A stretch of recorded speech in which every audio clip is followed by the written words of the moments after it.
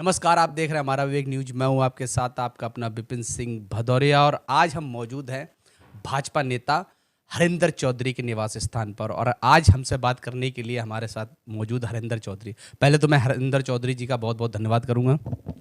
धन्यवाद विपिन जी। मैं भी आपका, आपके चैनल का, दोनों का धन्यवाद करता हूँ। मैं निवेदन करता हूँ कि आप यहाँ आए और आपका बहुत बहुत आभार है।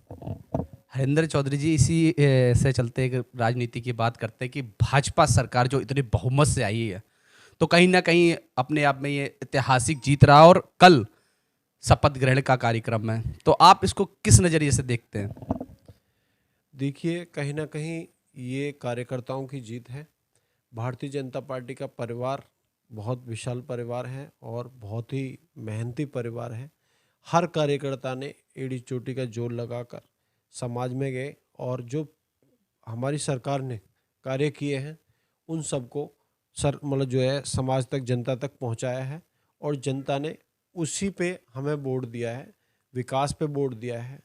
और आप देख रहे हैं कि भ्रष्टाचार युग मतलब जो है से दूर रहते हुए हमारी सरकार ने काम किया है। पूरे 5 साल के अंदर कहीं भी कोई इतना सा भी भ्रष्टाचार नहीं है। लगातार बिजली के काम किए हैं, बिजली पे काम किया है। पिछले आपने देखा होगा पीछे बिजली की क्या हालत थी, सड़कों की क्या हालत थी। और मतलब जो है शिक्षा के क्षेत्र में भी काम कर रही है सरकार, सेहत के क्षेत्र में भी काम कर रही है सरकार। और सरकार ने जो सबसे बड़ा काम किया है वो सुरक्षा का काम किया है, जो कि पीछे नहीं होता था। अभी सब सुरक्षित हैं। आप 12 बजे महिला को भेज दो, कोई उससे अगर कुछ कह दे तो बता देना आप। तो यही है, इसी वजह से। और आपने देखा है जो मुखिया हैं वो तो साधु सन्यासी हैं ही हमारे, ठीक है। तो लोग जो है खुश हैं और खुश होकर लोगों ने हमारी सरकार को चुना है। और कल योगी जी मुख्यमंत्री बनेंगे और हमारे बहुत सारे जो है मंत्री बनेंगे। सभी को बहुत बहुत बधाई देना चाहूँगा। सभी को मैं एक विनती भी करना चाहूँगा कि वो अपने कार्यकाल में इतने अच्छे से कार्य करें कि जनता खुश हो जाए और उनका एक ऐतिहासिक रोल इस सरकार में हो। लेकिन कहीं न कहीं जनता के बीच में एक बात निकल के आई कि लोग आपके क्षेत्र के प्रत्याशियों से खुश नहीं थे, प्रभावित नहीं थे। यहाँ तक कि कई सोशल मीडिया के माध्यम से लोगों ने विरोध भी किया कि योगी मोदी तुमसे बैर नहीं, प्रत्याशी से तुम्हारी खैर नहीं। तो इस पर आप क्या विचार करते हैं? देखिए, आप अगर प्रत्याशी की बात करें तो प्रत्याशी जब क्षेत्र में रहता है, काम करता है, तो कई बार गिले शिकवे हो जाते हैं। तो ये कोई बड़ी बात नहीं है। और अगर लोग नाराज होते तो उत्तर प्रदेश की सबसे बड़ी जीत हमारे प्रत्याशी की हुई है, वो नहीं हो पाती। और रही बात, अब फिर भी मैं मान लेता हूँ कि नाराज रहते हैं लोग। तो ये होता है कि जब आप कोई काम करेंगे तो उसमें कोई छूट जाता है, कोई रूठ जाता है, कई सारी व्यस्तताएं रहती हैं। तो कई बार कई लोगों को ऐसा लगता है भी सम्मान नहीं मिल पाया, कई लोगों को ऐसा लगता है मेरा काम नहीं हो पाया। लेकिन प्रत्याशी भरपूर कोशिश करते हैं कि हम काम करें, जनता के बीच में रहें, और ऐसा होता भी है। लेकिन कहीं न कहीं आप ज़रा सोचिए, जो अगली चुनाव निकाय चुनाव हुआ था उसमें 300 के ऊपर आपकी सीटें थी और इस बार 300 से नीचे हैं। इसको आप कैसे देखते हैं? देखिए, कहीं ना कहीं आपने देखा है कि बहुत सारी सीटें हम बहुत नज़दीक से हारे हैं, बहुत छोटे मार्जिन से हम हारे हैं। और कहीं ना कहीं देखो, जब हम काम करते हैं तो लोगों की, मैं बता तो रहा था आपको कि ऐसा हो जाता है। और थोड़ा सा फैक्टर किसान आंदोलन का भी रहा है। और मतलब ये सारी चीज़ें रहती हैं। लेकिन स- सरकार तो बनी ना हमारी, और सरकार बनी है और अच्छे मार्जिन से बनी है। कोई कहीं किसी का समर्थन लेने की आवश्यकता नहीं पड़ी है। तो और वोट परसेंटेज हमारा पिछली बार से बढ़ा है, घटा नहीं है।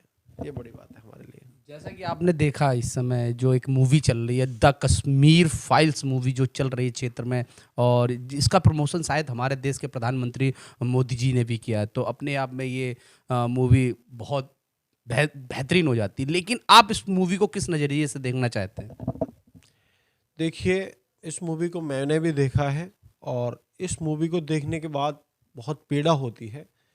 और वो पीड़ा हम 3 घंटे अगर मूवी देखने के बाद इतना महसूस करते हैं, जिन लोगों ने झेला होगा इसको, जिन लोगों ने अपने घर परिवार, जमीन जायदाद और मतलब जो है परिवार को खोया होगा, आप सोचो कितनी पीड़ा हुई होगी, कितनी पीड़ा हुई होगी।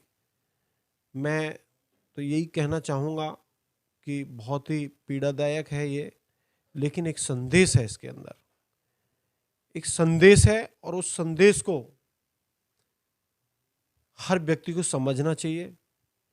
बड़ी बड़ी बातें बोलने से कुछ नहीं होता, छोटी छोटी बातों को समझने से बहुत कुछ होता है।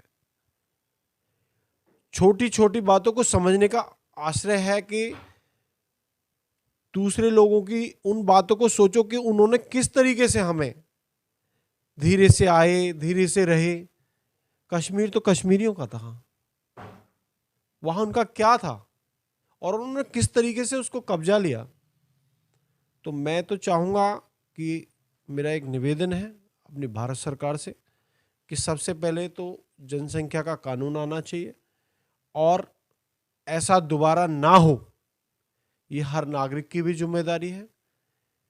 और हमारा धर्म सनातन धर्म है, ये बहुत ही दया और करुणा से भरा हुआ है, लेकिन एक निवेदन है सभी से, एक संदेश है सभी के लिए कि एक हाथ में अगर हम माला रखते हैं तो एक हाथ में भाला भी जरूर रखें, ताकि हमें और हमारे लोगों को कभी दोबारा से कोई विधर्मी, कोई षड्यंत्रकारी इस तरीके से हमें अपने घर से, अपने परिवार से दूर ना कर सके। और कई बार ऐसी भूल कर देते हैं कि ये तो रामलाल पे हो रहा है, तो श्यामलाल को क्या लेना देना है। एक दिन रामलाल पे होगा, दूसरे दिन श्यामलाल पे भी होगा। ये साफ संदेश है, इतिहास इस बात का गवाह है कि हमारे बड़े बड़े वीर योद्धा, बड़े बड़े शौर्यवान, जिनका बड़ा लंबा इतिहास है, लेकिन वो दया और करुणा के कारण, उन्हें अपनी नीतियों के कारण, एक अच्छी और स्वच्छ नीति हमारी है, उसके कारण से हमें कई बार अपने आप को, अपने हस्ती को मिटाना पड़ा है। लेकिन मैं चाहूँगा कि अब नीतियाँ बदल लें, अगर जरूरत पड़े तो जिस नीति से वो काम करते हैं उसी नीति से हमें भी चलना चाहिए। यही मेरा संदेश है। हमारे चैनल के माध्यम से आप जनता से क्या कहना चाहेंगे? मैं जनता से यही कहना चाहूँगा कि ये मूवी जो हमने देखी, ये एक संदेश है, दोबारा ऐसा ना हो उसके लिए आप तैयार रहें, एकजुट रहें और जो है कहीं ना कहीं एक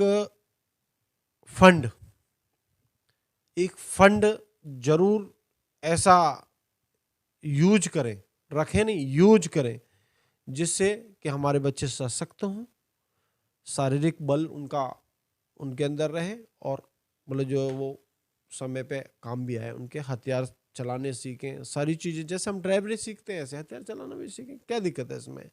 और मैं एक संदेश, एक निवेदन है मेरा कि कोई भी भाई अगर पिक्चर देखना चाहता है और टिकट की या किसी भी तरीके की प्रॉब्लम है, मैं 100 आदमियों तक मैं ये पिक्चर अपनी तरफ से, अपने फंड से दिखा सकता हूँ। 8-10 लोगों को दिखा भी चुका हूँ।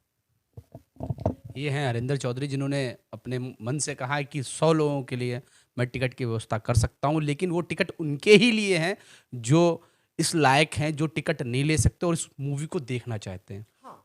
जय हिंद, जय भारत।